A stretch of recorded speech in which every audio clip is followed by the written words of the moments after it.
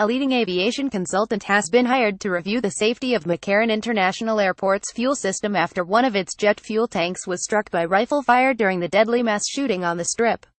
The Florida-based firm, Armbrust Aviation Group, is being paid $48,000 to protect the fuel system and make any improvements, if needed, according to the contract obtained by the Las Vegas Review-Journal on Tuesday. The goal is to determine whether the tanks are vulnerable to harm from outside sources, the contract says.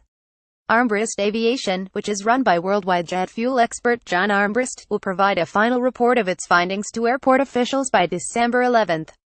The Review-Journal first reported that the Mandalay Bay shooter had fired at two giant fuel tanks from his 32ND floor room on October 1, penetrating one of the tanks but causing no fire or explosion. Experts said it is virtually impossible for rifle fire to ignite jet fuel. Those tanks, which are near the concert site that came under attack, sit on 3.7 acres of airport property and are part of a fuel system run by a private company, airport spokesman Chris Jones said.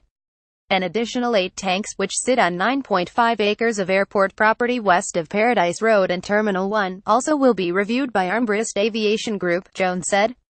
I can say the Department of Aviation continues to affirm the fuel systems at McCarran are compliant with national safety standards, and airport management looks forward to reviewing the results of Mr. Armbrust and his team's work once it's completed, Jones said. The report will include comparisons of McCarran's fuel system with those of other national and international airports and will determine whether tanks close to traffic and city centers, like the one struck by gunfire near Mandalay Bay, require additional safeguards, the contract says. Airport officials do not expect a disruption of service during the review. Clark County Sheriff Joe Lombardo told the Review-Journal last month that the tanks need another layer of protection in the wake of the October 1 mass shooting across the street from Mandalay Bay.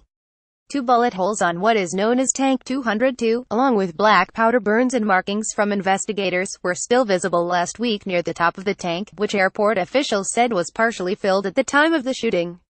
Only 1 bullet made its way inside the tank, officials said. Lombardo said the gunman may have tried to create an explosion or diversion by firing at the tanks before he sprayed the crowd of 22,000 at the Route 91 Harvest Festival.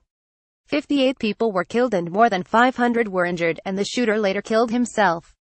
Contact Jeff German at jgerman@reviewjournal.com or 7,023,804,564.